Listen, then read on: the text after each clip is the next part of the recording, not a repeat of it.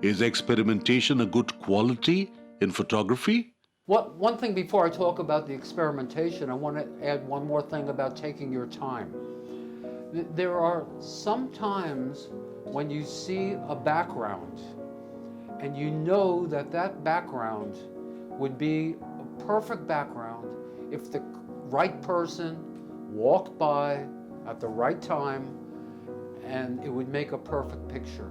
So there are times when I have literally stayed in the exact same spot for 45 minutes waiting for the right person to walk by at the right time.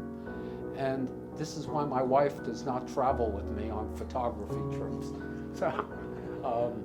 But it's important, if you see something that you think will be great in a photograph, take some time. Sometimes it doesn't work. Sometimes you will not get a great photograph from that. But as many photographers said, if you can shoot one fantastic photograph in a day, you've had a major success.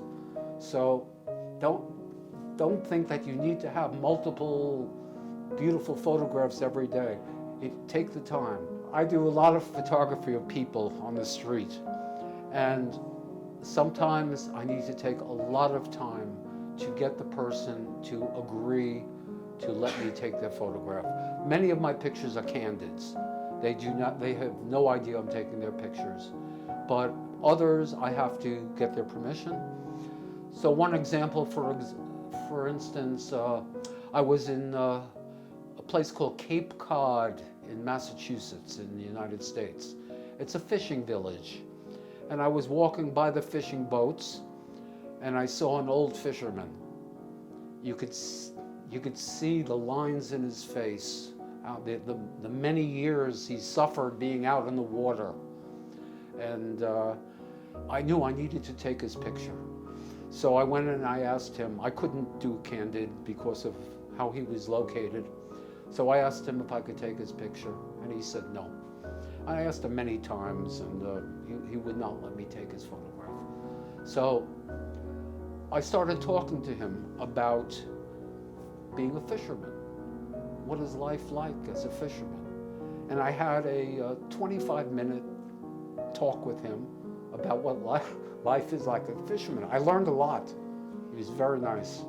And what I did was, maybe every 4 or 5 minutes, I would just pick up my camera, snap a picture, and put it down and continue my conversation with him. I got one of my favorite pictures is the picture I took of him.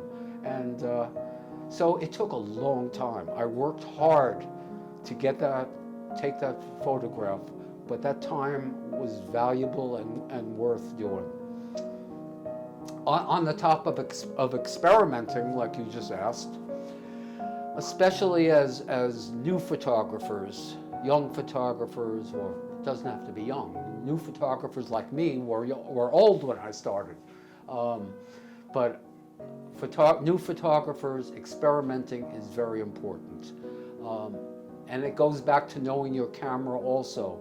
Practicing with depth of field. How do the different changes of your aperture, how does that change the way that the picture comes out? How does changing the speed change your picture? What speeds do you need to set it for to see a little motion? What speeds do you set it for to make it perfectly still? How can you capture a man on a motorcycle, for example, and move along with him and have the background blurry? It takes much practice to do that, and you have to experiment. What is the best shutter speed to do this?